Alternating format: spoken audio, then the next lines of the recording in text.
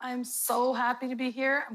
You have no idea, like when Mike says we're happy you're here, there was cheers on the Discord when we sold, especially if we sold like 3 tickets at once. Like, yes! We really are genuinely happy that each and every individual one of you is here.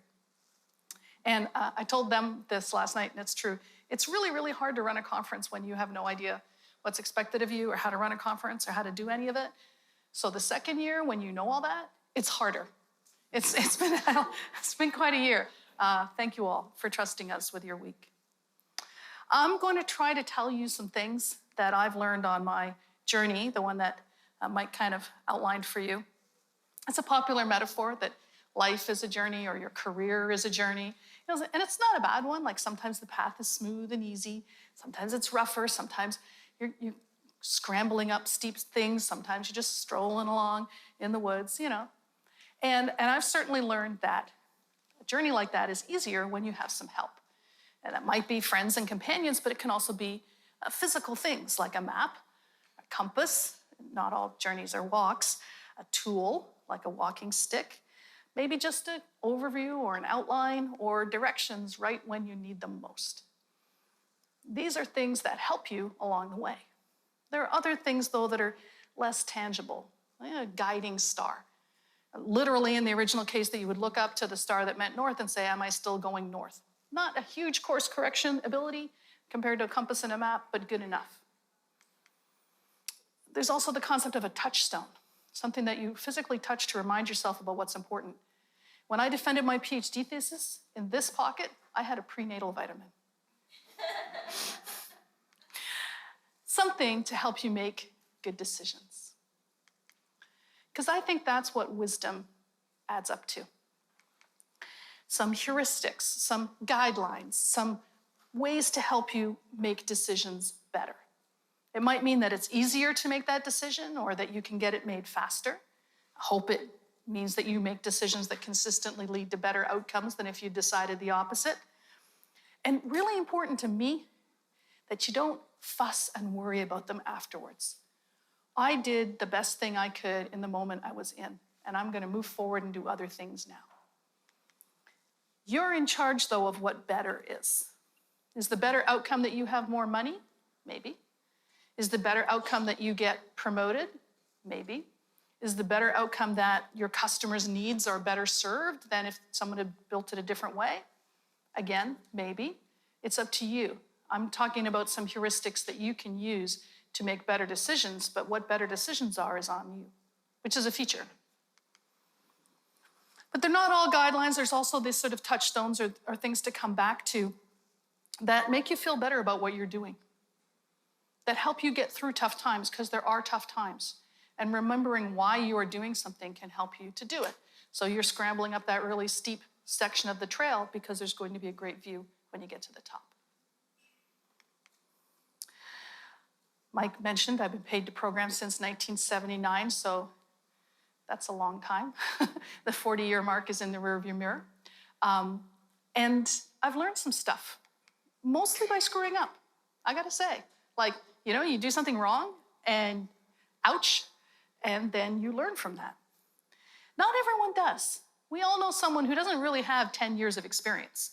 They just have that 1 year of experience 10 times. I try to be someone who actually has 40 years of experience. Every once in a while, you do something brilliant, and you notice that you did something brilliant. And you remember, like, hey, when I get a chance to do that, I should totally do that because that really worked out well. This is fantastic learning because there's no pain. You don't have to pay for the lesson, but you just learn, like, that's a great thing to do. Problem is, especially if you're a lucky person or a blessed person, you may not even notice. Well, of course I got the job. I get the job, you know? So you miss the opportunity to learn what you did that got you the job. If your life is too easy, you may not end up very wise at the end of it. There's a saying about a person being born on third base and thinking they hit a triple. But the shortcut to getting wise is to have someone tell you a piece of wisdom and to trust them. And then you don't necessarily have to spend 40 years learning all of this. Now, to be clear, I'm not going to reveal you hitherto unrevealed secrets of life that no one's ever told you. You may have heard some of these before. Some of them you definitely have. I don't have in here be nice, but let's say I did. You've heard be nice. You probably heard it when you were this big, right? I mean, that's not the point. It doesn't have to be novel. If you've heard it and you're not doing it, why not? In a lot of cases, people aren't doing things because they're like, well, that's simple. That's obvious. Everyone knows that. Please be nice. Teach you that in kindergarten. Yeah, they do for a reason. Simple, obvious, naive things can, in fact, be incredibly powerful. So I encourage you to try trusting and see what happens. I had a hard time getting this talk down to time. That's why Mike told me I could take as long as I want, because I had a really hard time getting down to time. And I was already leaving out more than I had when it was much longer than it's going to be today. And some of the things I'm going to tell you may not apply to you. Now, I want to make a quick point. If the example doesn't apply to you, that doesn't mean the rule doesn't apply to you.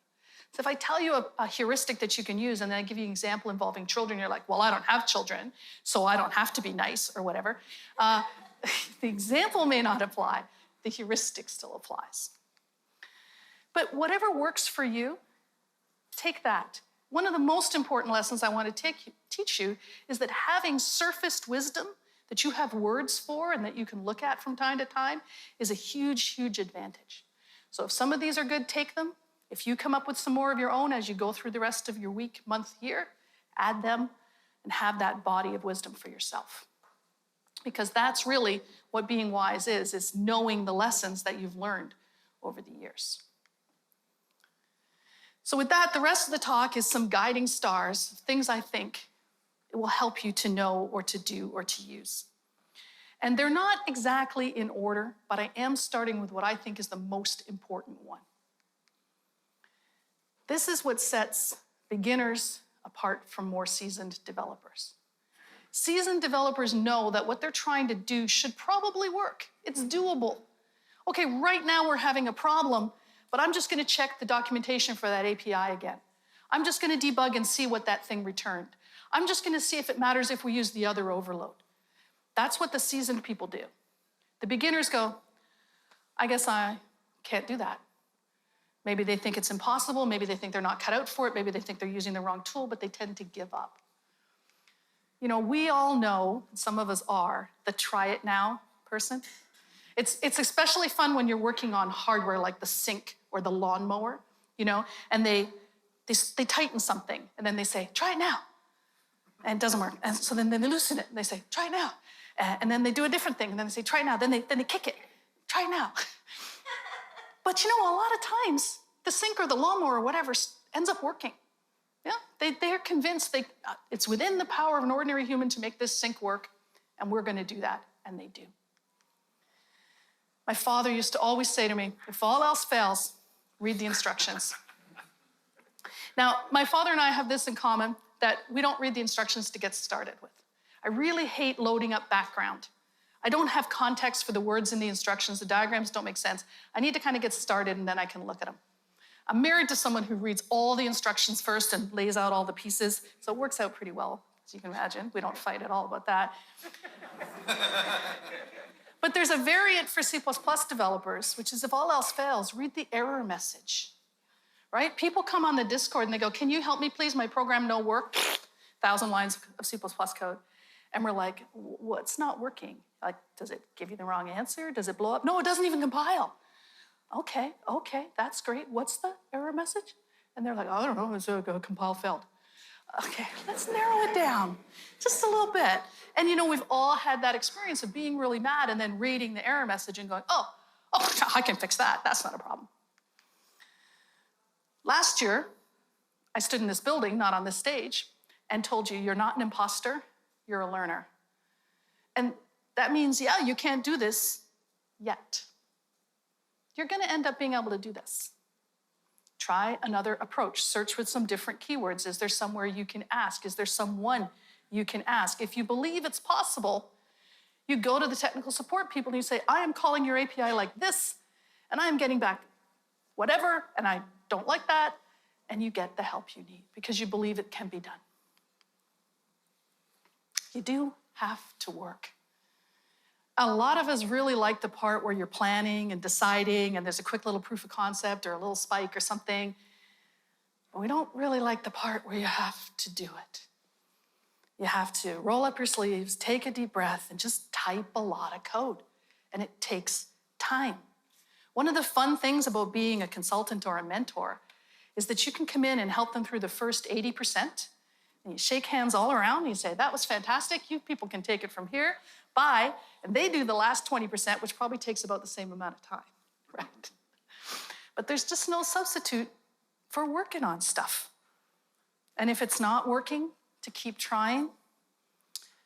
You know, there is no instant way to become an overnight success. I don't know if you know any overnight successes. I've been lucky enough to meet a couple. They'll tell you about the 10, 15, 20 years they put in before they became an overnight success.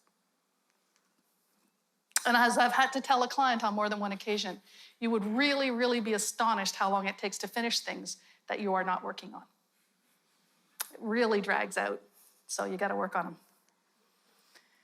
And when things are tough, I tell myself, if it was easy, anyone could do it. The rougher the week I'm having, the more often I'll say that. But I do say it, and it is kind of true. You know, that there's value in just being prepared to do hard work. Mike said I helped with the conference and the user group. This is the role I have in the conference. I am the somebody should person. And it's a valid skill, okay?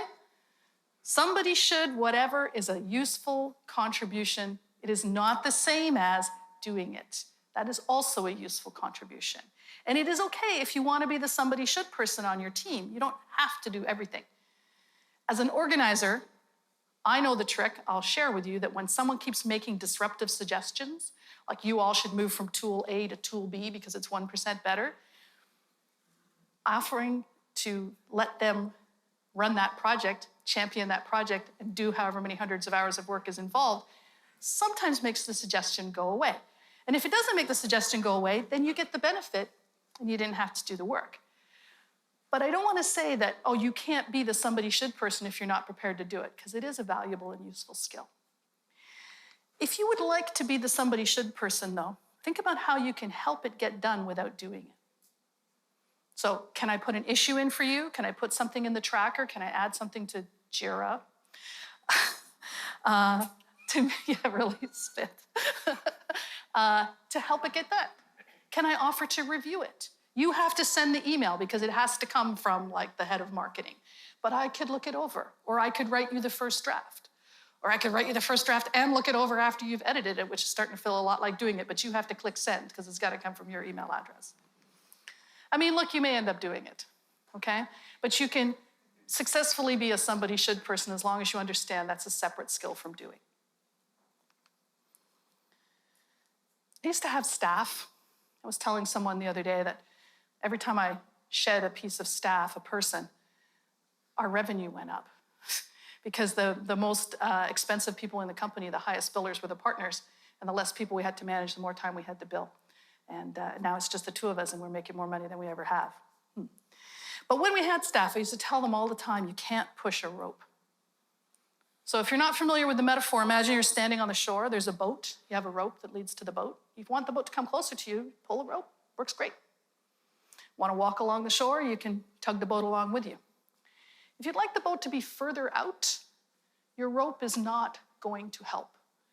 You can wear your shoulder and elbow socket out trying to push the boat away with a rope. It will not happen. And this is what happens when someone tells me, well, I've left him 6 voicemails already. Like, dude, if he was going to call you back, he'd have called you back. A 7th voicemail is not going to help. It's really, really hard to learn that you can't make clients approve things faster. And there's all kinds of people out there who you cannot make things go faster because you do not have leverage on that person. You're just pushing a rope. And it feels like work. Very early in my consulting career, I'll tell you how early, there was paper books on how to be a business runner, how to be a consultant. And they all had this thing that said, if you phone 100 people, this many of them will let you come and do a presentation. And if you do 100 presentations, this many of them will let you put in a proposal. And if you put in 100 proposals, you will get the contract this many times. And if you want however many contracts a year, multiply it out, and this is how many cold calls you have to make a day. And they made it sound like you were guaranteed if you just made 15 cold calls a day, you would get your contracts. And there's nothing worse than cold calling. Complete stranger, you know nothing about them, you have no reason why, you don't know what program language they work in, you don't know what platform they work in, nothing. Phone them up, hi, do you need any consulting? That really never worked for me. It didn't accomplish anything. And it took up time, and it made me feel horrible. I had to work my way up to doing it, and then I did it, and then I had to recover from doing it, and I never got a single contract our entire life out of cold calls. I got lots of work out of warm calls, out of people who I knew needed the kind of things we did. That's different. But it felt like working to do cold calls, and it's no prep. You just find some phone numbers and phone them, but it didn't accomplish anything. And one of the real keys for me was to stop doing stuff that doesn't accomplish anything just because it feels like working. So these are the 4 things I go by. Do a lot, do the right things, do them well, stop when I'm done. And I'll tell you, people ask me all the time, wow, how do you do so much? I work 2 hours a day. I can't do more than that. Ever since I didn't die, I got fatigue. I'm not dead, but I can work 2 hours a day.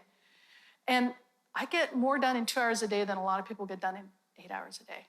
And that's really the key. You could probably work 2 hours a day if it was the right 2 hours. My next guiding star is that you need to observe things and you need to be able to recall those things later. Observe here is listen, obviously, like in a meeting, on a phone call. Listen to what is said and to what is not said. It can be just as useful. But it's also looking at people, at their body language, looking at the output on the screen, reading the error message, reading the email, taking in information. And remember usually boils down to making notes of some kind that you can search. Very few of us really have a mind like a steel trap. For me, I take notes to free up space in my brain because it's full. So 2 subsets of this mantra that I'm going to share with you. The first is taking notes in meetings. And this means 10 people around a shiny table, but it also means a Zoom call. It also means extended email chains. It also means extended conversations in Slack or Discord or whatever. First of all, it's been proven that if you take notes, even if you never look at them again, you remember them better than if you hadn't taken them. And that's especially true if you're using a pen on a piece of paper. So I find if I write a phone number down, I don't have to look at it in order to dial it again later. But if I didn't write it down, I've forgotten it. You can't take notes in meetings if you're kind of half in the meeting and half on Twitter. You can't take notes in the meetings if you're kind of half in the meeting and half on a back channel with someone else where you say, do you see how angry Steve looks today? Do you think that's got anything to do with us? Or is that maybe just that he had a problem? Be in the meeting. Zoned in, missing nothing. This has its own benefits, but it is necessary in order for you to take notes. Now, these don't have to be the official meeting minutes that go in the team wiki or whatever. They often are, but they could only live on your laptop. I've had tremendous benefits from going to clients, taking detailed notes. Nobody else bothers taking any notes. Guess who they come to when they need to know anything? What did we say for Calgary? Did we say 15,000? Me, yep. I'm the expert. I'm the authority. Anybody can be the expert and the authority by being the person who wrote stuff down when nobody else did. It's really not a high bar to meet. Here's the thing. Let's say that meeting settled 5 things. You wrote 3 of them down because they matter to you. Nobody else wrote anything down. What will be the fate of the 2 decided yet not written down things? Maybe someone will remember them. It could happen, right? But maybe 2 people will remember them slightly differently. The things you chose to write down, they're official, right? They are lore. They may not be in the wiki, but they're on your laptop, and everyone knows you're the one who takes the notes. Yes, other people could have took the notes too. It's not an exclusive position. And I want to talk especially about coming back to stuff that's been settled. Imagine your team is trying to decide between A and B. Having a meeting, passionate arguments are made on both sides. People are very worked up about it. A, no, B, no, A, oh, you don't care about safety. Well, you don't care about our customers. Hey, wouldn't it be cool if we could cover payroll this month? Eventually, this issue gets settled. Maybe there's a vote. Maybe you're a hippo team, highest paid person's opinion. The decision gets made. The next time the group gets together, maybe someone who wasn't there last week says, so are we A or B? And in a lot of companies, we just litigate the whole thing all over again. And the B people, they felt really bad when they were crushed, when the company didn't care about safety or customers or payroll and went the A way. They're really upset. And now they have to bring it all up again. So they are angrier, their emotions are higher, their arguments are more extreme. They have their backs to the wall. This is their chance to get it switched to B now if they only fight hard enough. The A people are like, can we never settle anything? Like, I've already started doing A, and now here you are bringing all this crap up again. And their arguments get more extreme. Everybody feels much, much worse the second time around. And that's if the decision goes the same way. If the decision flips, now nobody can trust any decisions. All you need to do is argue again a week later. You'll never get anything done. You'll spend all your time trying to get things reversed. When that person wanders in and says A or B, and you go to your notes and say, yep, we chose A, you get to skip all of that. It's an incredible gift. Now, you can find plenty of stuff telling you not to take notes, calling it office housework. If you're not familiar with office housework, this is stuff like remembering to order the muffins for Friday and passing around the card for the person who's leaving or getting married or having a baby or whatever. And some kind of note-taking can be like that. That's common to offer, especially to women, but also to other historically excluded people. I went through the Canadian school system 2 years younger than my peers. So I was 8 when they were 10. And we learned baseball, which I knew nothing about, unlike the 10-year-olds. And we quickly established that I could neither run, nor catch, nor throw, nor hit the ball, which you might think would make me a great candidate to learn baseball in gym class. But that's not how Canadian gym teachers work. I was made the scorekeeper. So I sat on the side and I wrote things down. And I'm sure that made for a much smoother gym class, but I still can't do anything related to baseball. You don't want to do that. You are not sitting taking notes while the important people have a meeting. That's not the deal at all. This is power. Understand, when you pick up your pen or hover your hands over your keyboard and say, so, we all agree, Calgary, 15,000, that's the decision. In the instant that you record it, it becomes a decision. In a way, you're more of the decision maker than the hippo who said, yep, 15,000 for Calgary. So that's a source of power for you. You're the one who caused the decision to be made. You're the one people come to when they want to know what the decision was. You're the one saving the group from going back over it again, not the stenographer in the corner. By the way, if you have trouble with the staying zoned in, I encourage you to project your screen. Then everyone can see the notes you're taking while you're taking them, which is a source of power, and you will not alt-tab to Twitter. I also want you to take notes when you're on your own. This is an entirely different form of note-taking and an entirely different purpose of note-taking. You do not know what details you might need later.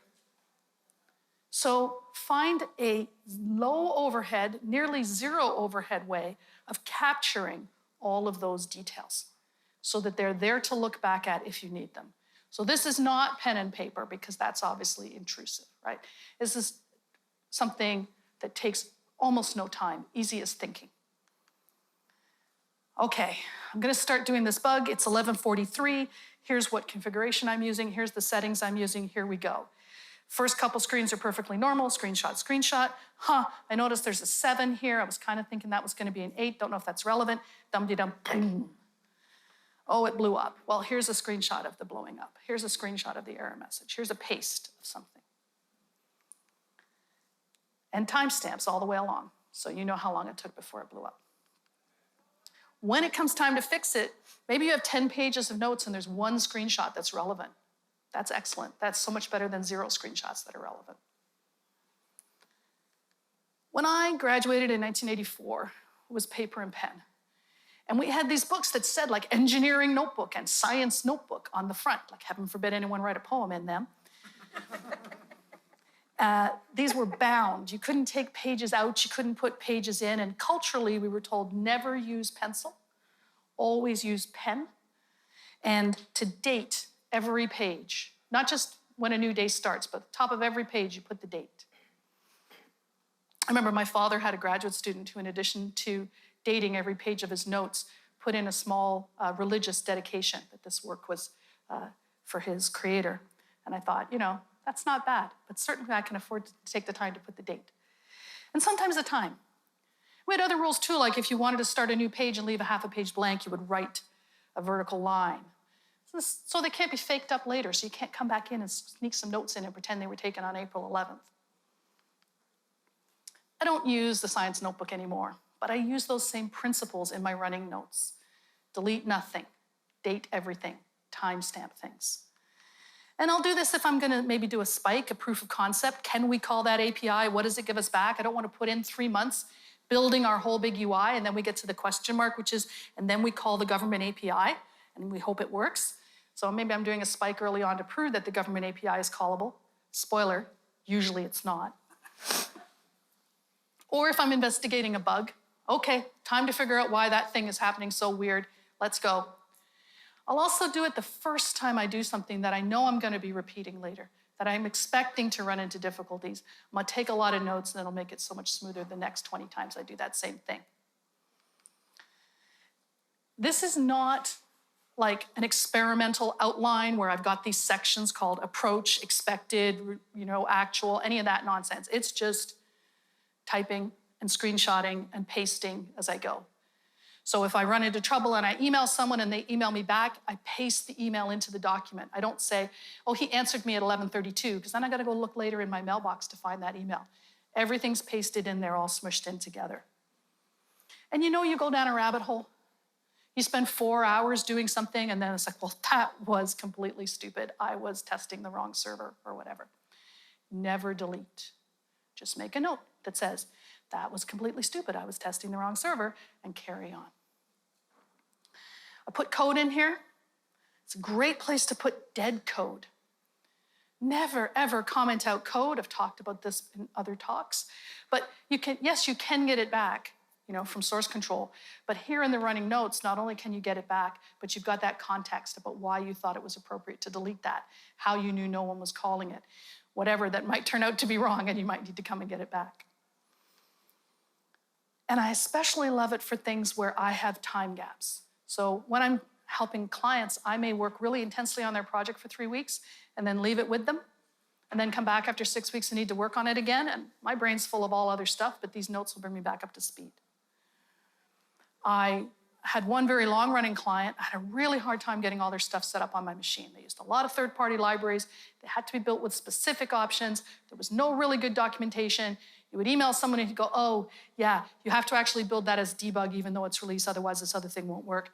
We've all been there. I took all these detailed notes. I was with that client for so long that I got a new laptop.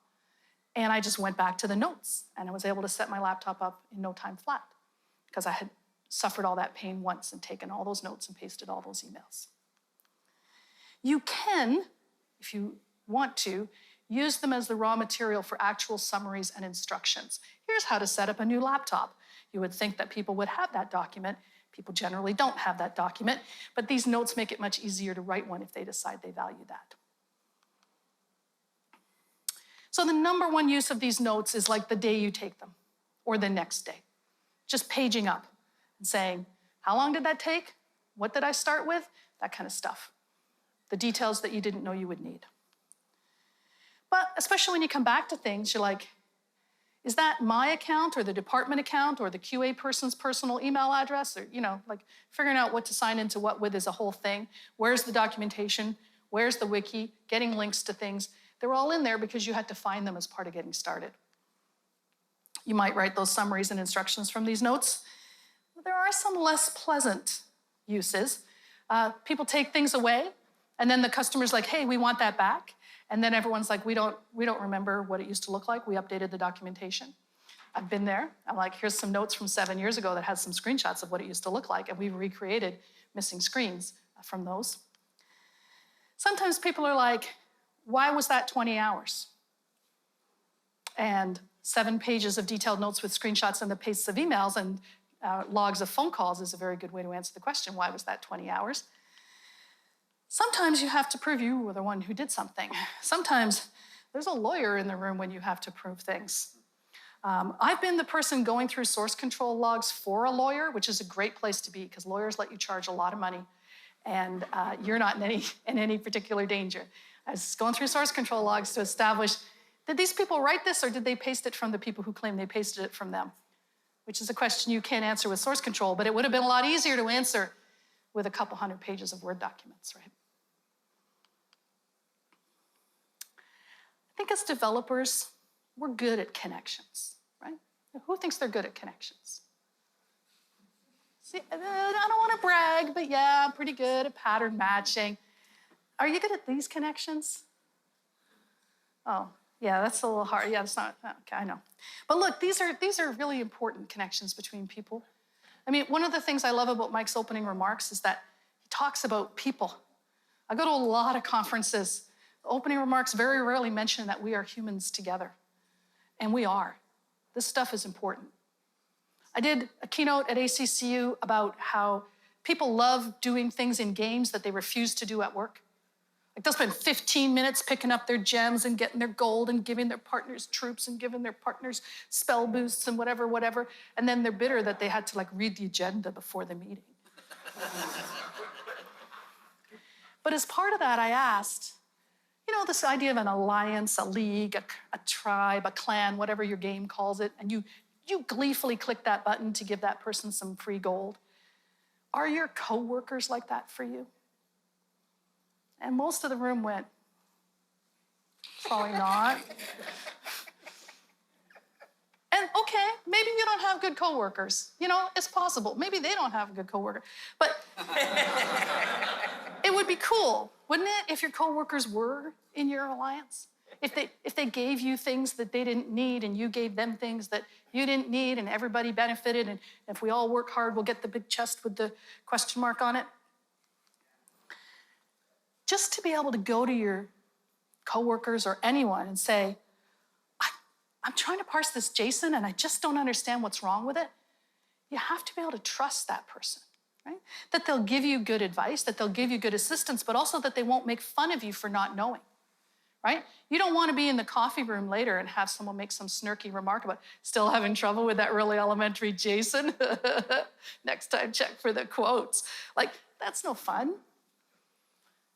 If you can't find that at work, you can find an online thing. This is a URL, includes cpp.org. That's our Discord. I love our Discord. We're very welcoming. We're very friendly. We have one channel specifically for beginners where we don't let people nerd out and say, well, technically. We have a technically channel. Go to the technically channel. And we work really hard at being warm and welcoming and helping people where they are. But there's lots of online communities that you can find. So if your coworkers aren't it for you, find something that is. And these connections have value, not just transactionally. In fact, I encourage you to look up to the bigger picture of connections between people and have friends. Friendships make your life full and rich and happy. And they don't have to be about work. A lot of times they are, because that's who you spend a lot of time with. And I have friends that I don't see unless we both get on a plane. One of the wonderful things about this conference is I don't have to get on a plane, but I get to see a lot of my friends. I will point out, the world is full of things that you do for someone else, and then you enjoy the heck out of them. I cannot list for you the things that I've only done because someone asked me to help them, that I would never have done, and that I really, really, really enjoyed being part of. So opening yourself up to those possibilities by connecting with people and being willing to help people does lead to a fuller and happier life. I think it's no secret that I'm a big Sean Parent fan. I can't believe it's been 10 years since C++ seasoning, which literally changed my life. One talk changed my life. We'll discuss it over drinks if you need more details. But I'm going to recommend this talk from 5 years ago, which I was lucky enough to see in person. It has a very generic title, Generic Programming. And it is many things that you don't expect from that title. It's a history lesson. Sean walks you through some of the people and some of the events that led to the STL being what it is and why that matters. And I encourage you to watch it on that level as a technical talk to learn about the STL and the underlying principles and the philosophy. Why do we have a standard library that has a philosophy? Like, no one talks about the philosophy of the .NET base class libraries. But we have a standard library that has a philosophy, and it would do you good to learn it. But then I want you to watch it again. I had the advantage of knowing a lot of the technical stuff while I watched it live. Over and over, Sean is like, and then person one, who had worked with person two at place 3, approached person 4 and suggested, and all of these things where people knew each other, they trusted each other, they were prepared to accommodate each other's oddities, led to some truly astonishing things in our industry, the foundations of which we all stand on all the time. And to understand just how much people is under all that tech, let your Uncle Sean lead you through some amazing career advice by hearing how some other people traverse that journey. So I recommend you watch this talk twice. But the connections we're more comfortable with, need less cheerleading about, is the connections between incidents, things that form a pattern. Sometimes that's like, you notice it's only failing on the ones that are powers of 2? Everything's fine in the short months, it's the 31-day months that don't work. We're good at that stuff. Some of us are amazing at that stuff. Things that remind you of a different thing. We had this 3 years ago, remember? Yes, and it turned out the remote server was kind of flaky. Yeah, let's check into that first. It can save you a ton of time if you have that kind of pattern matching brain. And back when I had 11 staff and we were taking on new projects all the time, that was our shortcut for getting things going. This is like the project, except in a different language or whatever. Being able to describe things that way and focus on what's different from the pattern of before, huge time saver. I will say that our brains are weird little pattern matchers, and this tends not to happen in the meeting or on the phone call. It's like in the shower. You're like, remember that flaky server? This is just like that. So you need a way to be able to capture, maybe not from the shower exactly, but when you're not at your desk, these moments of insight where you pattern matched. I used to phone my own voicemail and leave myself messages. When I came in the next morning, I'd be like, what the heck? Who left me a message? I never get a message that I play to be me. And I'd be like, oh, right, I remember. You can email yourself. If you have the right kind of spouse, you can Skype your spouse and say, it's not for you, it's for me. And when you get to your desktop and there's a message flashing, you'll be like, oh yeah, that's me. Find a way to capture these because your brain offers them up to you at just the most inconvenient times. However, you can go too far. We see patterns that aren't there. We see rules that aren't there. We see one instance and we generalize from that to everything. I now have 2 grandchildren who've been through this phase where they meet a dog, then they meet another dog and they're told this is still a dog, and then they meet like a deer and they think it's a dog, right? My second grandchild actually does not have a pet dog and doesn't have friends with a dog, but she lives where she sees horses all the time. So the first time she saw a dog, she said, oh, the horse is on the bed. Eventually you learn which 4-legged creatures are dogs and which are horses and which are cows.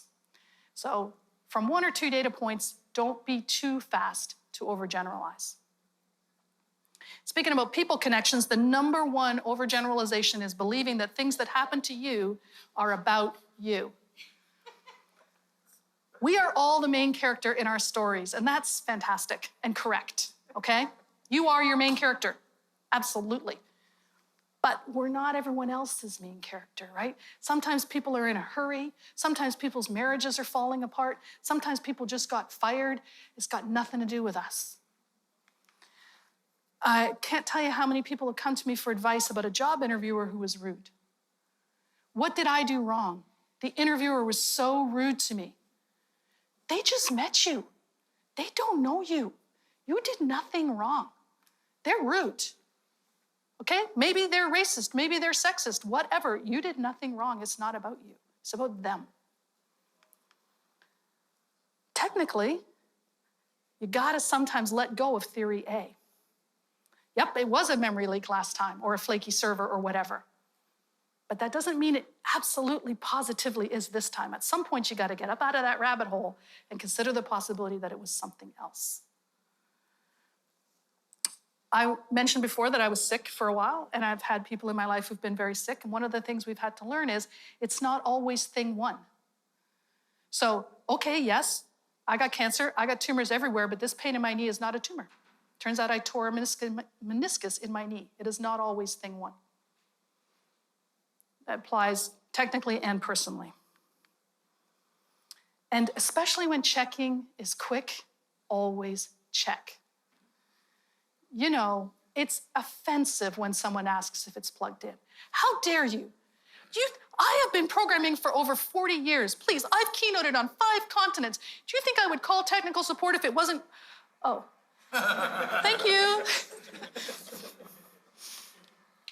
5 seconds to check. Check. Is it plugged in? Is the cable connected? And this also works for people. Getting consent. Not just personally and romantically, although that's important. I know a team that had a significant rift because person A put on next week's agenda that person B was going to talk about topic. They didn't check with person B, who was capable and competent and ready and would have been a great person to talk about topic, but it was like, you're not my boss.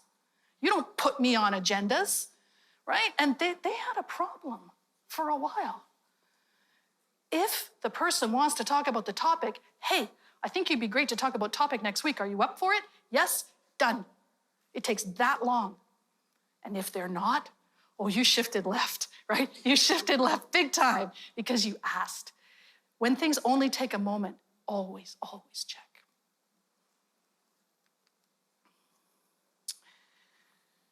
I come into teams that are having a problem. I had a year where all I did was rescue failing projects. People told each other. They said, I had a project in jeopardy and this woman came in and she fixed everything. Oh, I have a project in jeopardy. Do you have her phone number? And the reason that I could fix things was that I asked the right questions. And a lot of times I would ask people something and they'd go, no one's ever asked that before. And then they'd tell us, and the whole room would learn a thing and we'd solve the problem. You know, they say that a consultant is someone who borrows your watch to tell you what time it is. But if you're walking around with a watch on and you don't know what time it is, I have a valuable skill for you.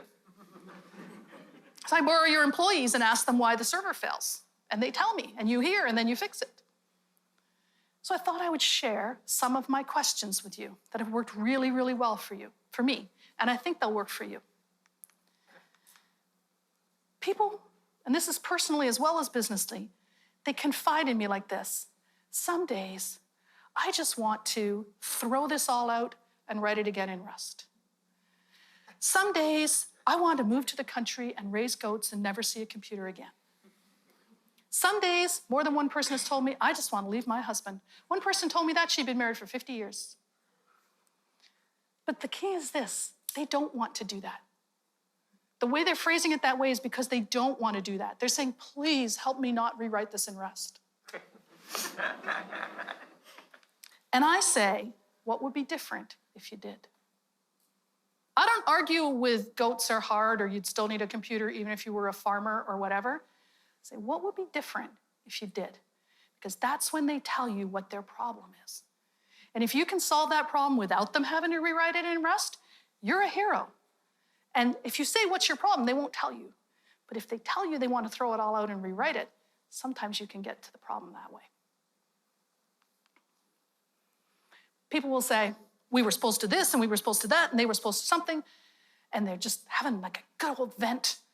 And I'll say, why hasn't that happened yet? And the yet is so important, especially if you're talking to the person who was supposed to have done it. If you tell me I was supposed to have this done by Tuesday and it's not done, and I say, why? We're kind of adversarial. But when I say, why hasn't that happened yet? I'm on your side. I totally see it's going to happen. It's just a little delayed. I need you to tell me about the delay. And people will tell you what the problem is. I'll be in a meeting, bunch of people dominating the meeting, talking at each other. One person sitting off to the side, watching, looking at me, watching, not saying anything. Sometimes when I say to that person, what do you think about this? They say, well, it's not, no. But sometimes you learn something big and they just needed a little prompt and then they'll talk. The two talky back and forthy people haven't even noticed that other people aren't talking because that's not what they're doing. It's fine. Observe and remember.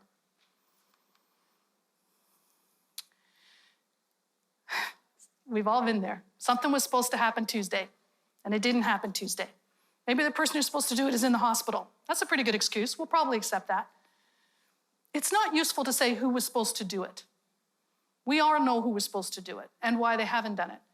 Who was supposed to make sure it gets done is a different question, right? Sometimes it's that person's boss. Sometimes it's someone else entirely. That's the person who needs to act now. They need to assign the task to someone else. They need to explain to the recipient of whatever it was why they're not getting their thing. They need to adjust the schedule, whatever. We can go on and on about how that car accident was really thoughtless and inconvenient, or we can ask, who's supposed to make it get done, and then make it get done. Also works if you've fired the person who was supposed to do it. That's a popular trick. Well, he was supposed to do it, and he didn't do it, and that was the last straw, and I fired him. Oh, is that getting it done? That's an interesting strategy. This is again about like helping. Someone has done something terrible. They rebooted something. They deleted something. They pushed a patch live, and they've caused misery. And everyone's telling them how awful it is and how stupid they were. And a couple of people might have even said, what were you thinking? But that is a rhetorical question. You know, no one actually answers that question. But if I say to them, what did you think that would fix? They tell me. Because they didn't do it to ruin the company, right? They did it for some reason, wrong as they were, and there is still an underlying problem that they were trying to fix. When I ask them what did they think that would fix, I learn a lot. Another non-rhetorical question, what's the worst that could happen? Like, not like YOLO, let's just try it. But seriously, what are we facing? Right? If we can't get this up by Monday, what will happen? Will we just be a week late? Will we lose the client? Will we lose the contract? Will we lose the building? Like, what's the worst that could possibly happen? Sometimes people are all worked up, and like you could send one email and postpone something a week and life would be good. But I did some stuff writing software for people to take exams. And one of the customers of my customer had an annual conference and people wrote exams at the conference. And if the exam software was not ready on day one of the conference, you couldn't just say, we'll do it next week, right? You had to be there. And you need to know which of those circumstances you're in. So what is the worst that could possibly happen? And then when they've got that out of their systems, what needs to change to prevent that? Something needs to change. We can't just hope is not a strategy, okay? How are we gonna fix something so we don't end up at whatever the worst case is? Speaking of, engineers often do not know what things cost. So is this caution costing us money? All the engineers will go, no, you should be cautious. Manager will be like, yep, it's costing us this much a day. This delay, this downtime, this error, like if there's a typo in an email, that does not cost you money. If there's a numerical error on an invoice, that's costing you money, right? So what is costing us money and how much? It can really help some priority setting. Another kind of I'm sitting next to you, not across from you question is, what's keeping this from moving forward?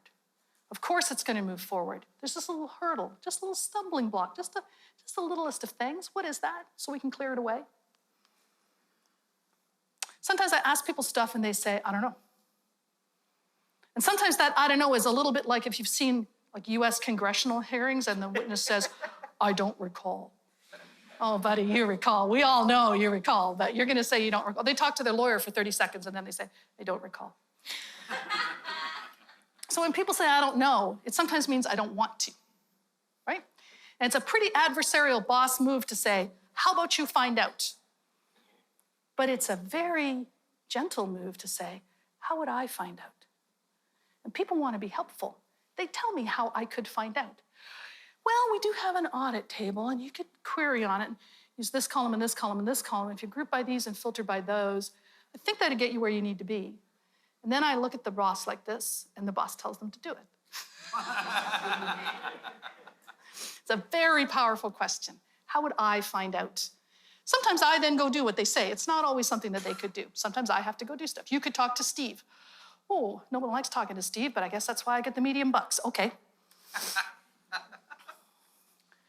My most important question, are you okay? I learned this in a personal context first, and I thank the person who taught it to me. You're in your home. There are children in your home. Some of them may be yours, some of them may be other people's. They're old enough to be in a different room from you. We're not talking about toddlers. And you hear a big crash, or the cat suddenly lets out a giant yowl, or all of a sudden 10 people are screaming at once or something. And you race into the room as fast as you can. And all the way there, I used to actually be vocalizing, who did it? What's going on? What's broken? Didn't I tell you not to go up there? The best thing to say first, wait till you get there, and then say to the assembled people who will be shocked, crying, and upset, are you okay? Figure out if anyone's hurt. You can deal with the broken thing later, get the cat back in, whatever the problem is. If you open with, are you okay? All of those kids will know that that is your top priority. And at work, if someone comes to you and says, I accidentally a table, are you okay? My office mate just swore a lot, packed his bag up, put his laptop in his backpack, emptied his desk and left. I think he's quit. Are you okay? If you lead with that every time, there'll be plenty of time for didn't I tell you not to climb up on there? But if you lead with that, you're gonna get better answers. And people are gonna like you more, and you're gonna like people more, because they're going to show you whether they're okay or not instead of pretending that they are. It is probably the most powerful question that you can ask. But here's how you make these questions into superpowers. They work in meetings. You ask people something they've never been asked before, they start talking, and as they listen, they go, oh my God. Like I've seen people's eyes get bigger while they're telling me something because they never put those two things together before until I asked. I've seen it happen one-on-one. I've even put questions in documents and gotten asynchronous responses from people saying, no one ever asked that before, and here's what I know, and thank you for asking. They work on you. You can ask yourself these questions. When you say, some days I don't want to do this anymore, I want to be a goat farmer, ask yourself, what would be different if I did? And then listen. Ideally, do this where you can speak, because many of us don't know what we think until we start talking. So in the shower, in the car, when you happen to be alone, ask yourself some questions and then really listen to the answers, because you will probably surprise yourself a lot. And don't forget, are you okay when you do that? Knowing yourself is really important, and knowing your strengths. The stuff you are amazing at. In baseball, they have this concept of your wheelhouse, a particular piece of the strike zone where you can hit the ball the furthest and with the most accuracy. That's going to be a home run if you're a home run hitter. It's in his wheelhouse. And metaphorically, you have some skills at work that are your wheelhouse, the ones where you do amazing every time. Maybe better than everyone else on the team, but you know, the phrase wheelhouse is not a comparative phrase. It's just, this is what I'm fantastic at. Don't confuse it with your jam, you know, the stuff you really like. There's often a big overlap. We talked about that last year. If you enjoy your job, you're probably good at it. But there's often a time when the stuff you like the best, you're okay at, and then there's some stuff you're amazing at. And you like it, but it's not your jam. That's okay. Know your big strength. When something comes up, you say, that's me. That's a me thing. I am the one for that. And it doesn't matter whether everyone else is also the one for that or you're the only one. You want to own it. You want to know that that's something you've delivered on before and you will deliver on again. People around you should know that you are an amazing debugger, or that you love architecting, or that you're really good at colors. I certainly am not. Like, know what you're good at and make sure other people know what you are good at. And that means the value you're bringing to your team. So many people will be in those meetings. We're asking those hard questions. The boss is deciding what has to be done about it. And they turn to someone and say, can you do this? And they go, well, I mean, I guess. I don't have anything else on next week. Yeah, I could take that on. Well, if you don't want it, that's how to take it, you know? As is, I mean, I guess if someone else does the reports, I could take that. All that says is I don't want to do that. But people do that even when they really, really want to do it. We get out of the meeting and they're like, I'm so excited I got to do that thing. Like, take it with enthusiasm. Take it with confidence. Tell them you're going to do a great job of it and that you're happy to be assigned it. Not everything is a strength. I'm not good with colors, also can't sing. You don't need to tell other people these things, okay? You do need to know, right? I'm not coming to karaoke. If you're over 6 years old, you do not think I can sing. Luckily, the small people think I sing beautifully. You're welcome to work on them. And the younger you are and the more relevant they are to your career, the more you should work on them. Like you're terrified of public speaking, you can learn how to speak. I can make you great at it. Lots of people can make you great at it. You can work on it. But you don't have to. Like I've managed to construct a life where I don't have to sing for money, and it's working out pretty well. Avoiding those tasks may mean that you need a different job. Not necessarily a different employer, but a different job. If everyone in your role is expected to end up being a manager, you need to find a ladder that doesn't lead to being a manager if you don't think you're a good manager and you don't want to learn how to do it. When you can, do not refuse opportunities. They are opportunities, not obligations and burdens, and you decline them, right? Thank you, but I just don't think that's one of my strengths. Not, you can't make me. I didn't sign up for that. It's not part of my job. I'll quit if you try to make me. There's no need for that, right? You decline. It's a great idea. It's perfect for some people. Not, for me, but thank you so much for thinking of me. When you can't get out of it, you can't decline it, this is when you ask for help and support. Hopefully from your coworkers, but from wherever you can get them. I have to prepare a talk. I've never prepared a talk. Help me. I have to write a proposal. I've never written a proposal. What do proposals look like? You've got people you can turn to who will help you with this thing that you've been stuck doing. You might even get better at it. It's important to have goals, to have that guiding star, that mission statement. These can be personal. These can be for your career. These can be for your project or your team. You can have a goal of, we will get this product delivered on time. That's an excellent goal. You can have a goal of, I want to be promoted next year. You can have a goal of, I want to move to the country, like goals. Knowing them makes you more likely to reach them because you will make decisions and set priorities in ways that support your goals. So knowing your own goals is very important. When they are surfaced and obvious, a lot of hard decisions become really easy. Being offered a promotion, have to move 2,000 miles away to take the promotion. I'll have no support or family there, have a small child, my spouse needs a job also. I don't really want to live in that place. Hey, this turns out not to be a difficult decision at all. Sometimes you get creative. You say,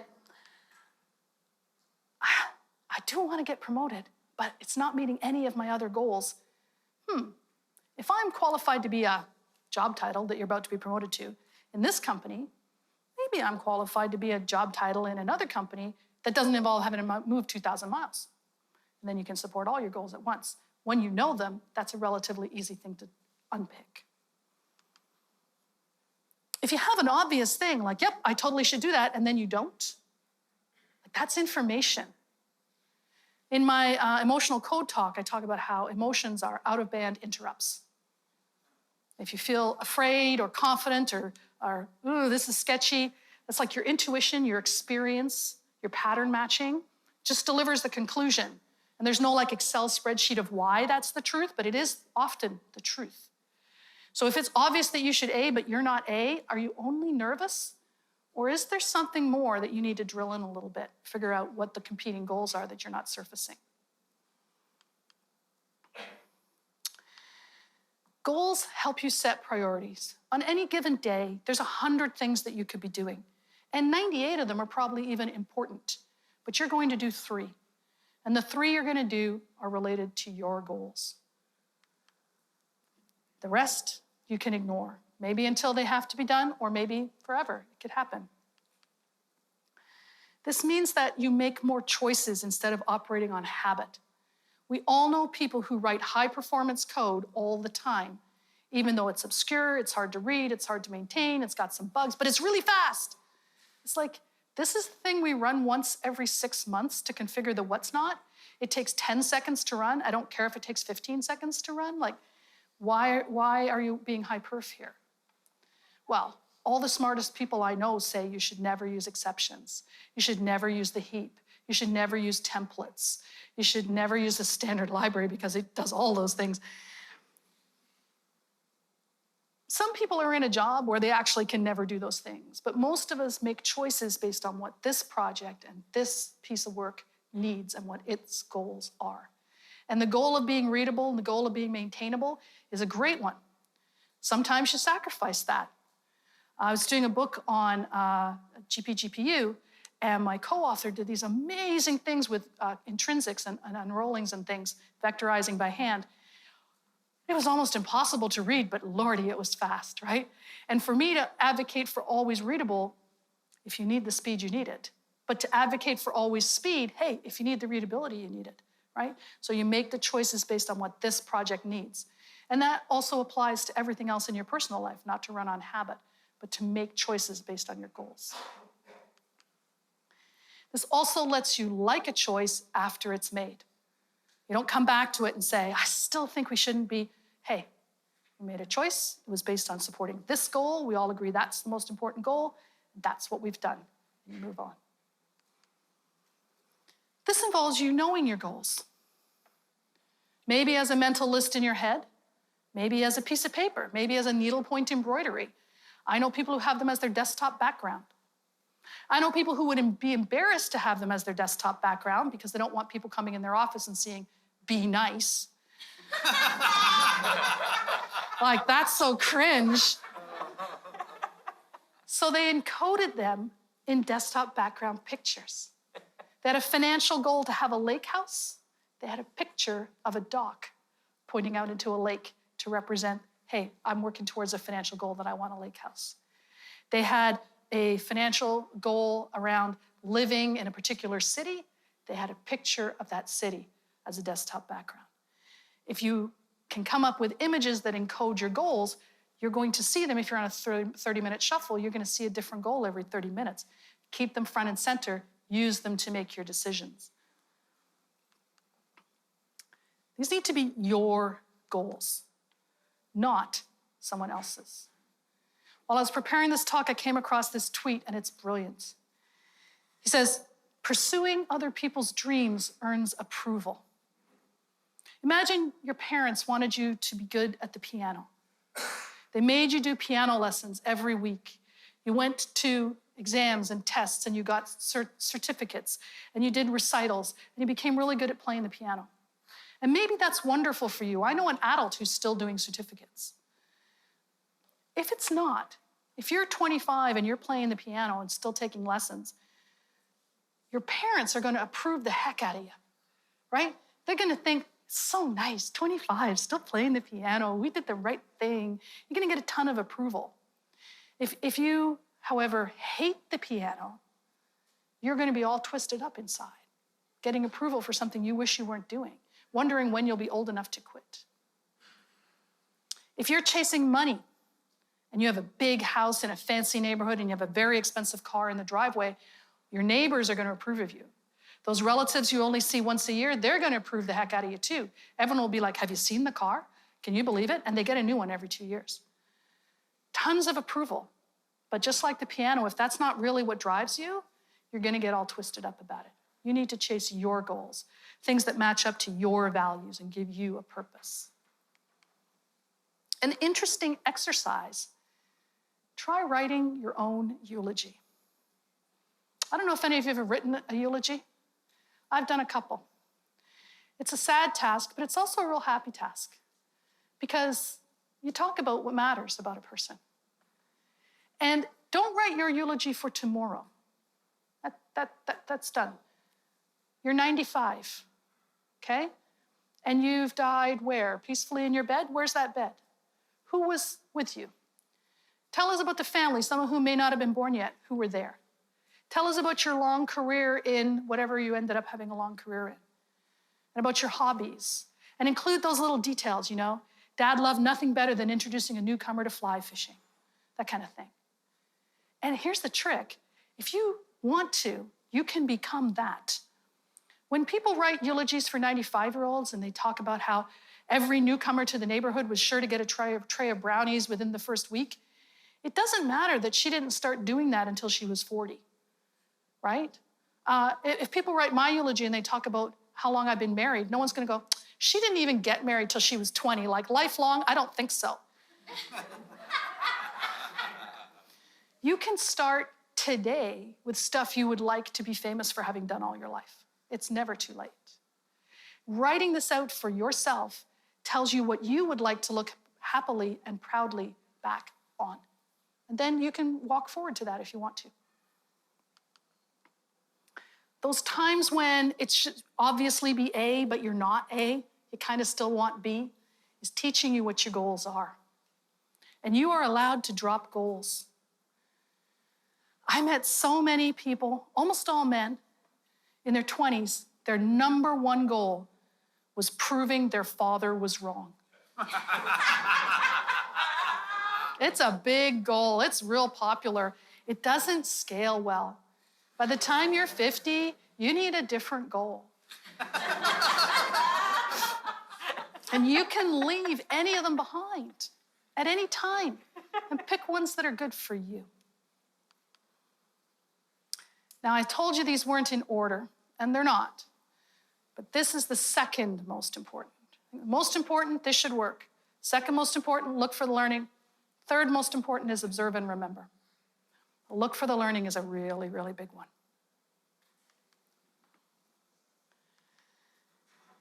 If you like what you do, you will like learning more of it.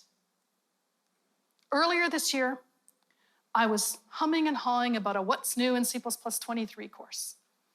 And I did the usual searches, and I got the list. And I was shocked how grumpy I was about it. Like, really? We need this? Are you kidding me? What? I'm supposed to explain that? God, can't you just do that with what we have? Like, what's wrong with you people? And then I took a look at some 26 stuff, and I was just like, I was super curmudgeonly about the whole thing. And I did the task because I had a task to make the list of things, and I just set it aside. I do not want to work on that. And a month or two later, I was in the middle of a project that I really liked, that made me happy, that I was having a great time with. And this bring forward came up again to look at the 23 list. And this time, same list, my list that I wrote, I was like, oh, you know, I can see how that'd be kind of fun. I want to try that. I wonder if that's in my compiler. Maybe I can go to Compiler Explorer and try it there. That sinks down. You know, suddenly I wanted to learn those new things. I wasn't grumpy about them. And they hadn't changed, but I was on a happier project. I was in a better place. So if you don't feel like learning much, look for joy in what you're doing. That will naturally make learning more fun. I was lucky enough to find myself in 2017 on the Great Wall of China with a bunch of C++ luminaries and my adult son. Not dead, despite the fact I should have been a year before. And we were chatting, as you do, and I said, you know, the only thing better than learning from your own mistakes, and then I paused, and my son, bless his heart, finished the sentence, is learning from someone else's. Yes, I raised him right. Because my kids heard that a lot. And it's really, really true. You mostly pay for your wisdom with screwing up. But if someone else screws up, you see the screw up, you see the consequence, you get a free lesson. Take it. That's a fantastic way to learn. I mean, don't sit back and go, oh, you're gonna regret that. If you already know it's wrong, help your friend. But if you see something happen and then you see the consequences, then you get the free lesson. That's good.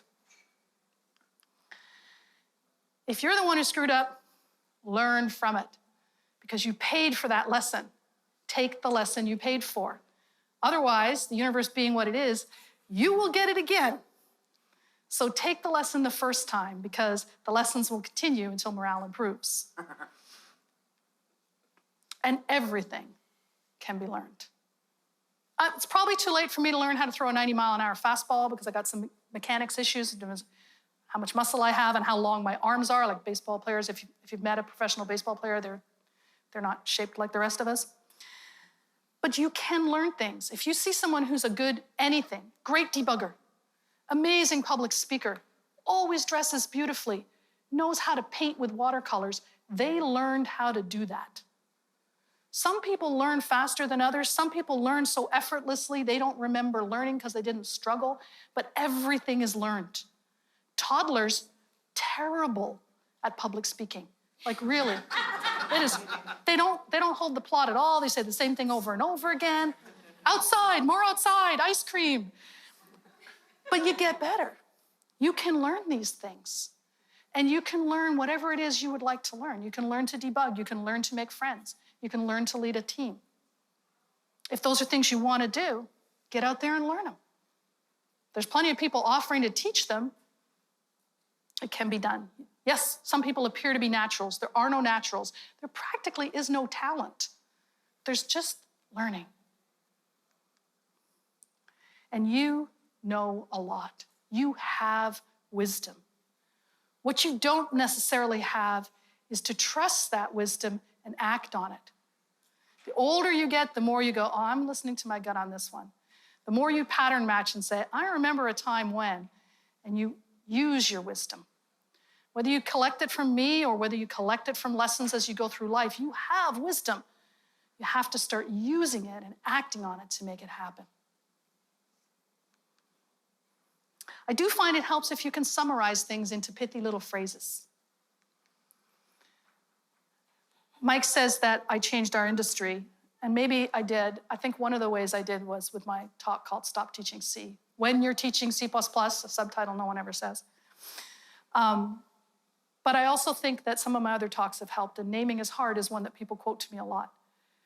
But the full title is Naming is Hard, Let's Do Better. And that's the important part of the title, that acknowledging how important it is to name things properly, to take the time to put the work in, to come up with a good name for this variable or this function or this namespace or what have you. When I say naming is hard, it connects me back to that whole talk. When we say that's a rotate, that connects us back to, hey, why are you writing a loop? There's probably an algorithm for this. Come on, put some work in on figuring out what algorithm would help you, learning some more libraries, that kind of thing. These little 3 words are standing in for an hour of exhortation, And when you remember them, that's what you're remembering. My mother, better safe than sorry. Probably a lot of your mothers, right? But check. Is it plugged in? Do you agree? Is this okay? It's a great catchphrase, and it connects to all the times that you didn't check and you were very, very sorry. So having that little catchphrase connects you to that piece of wisdom. One of my own, don't pay for 90% of luxury.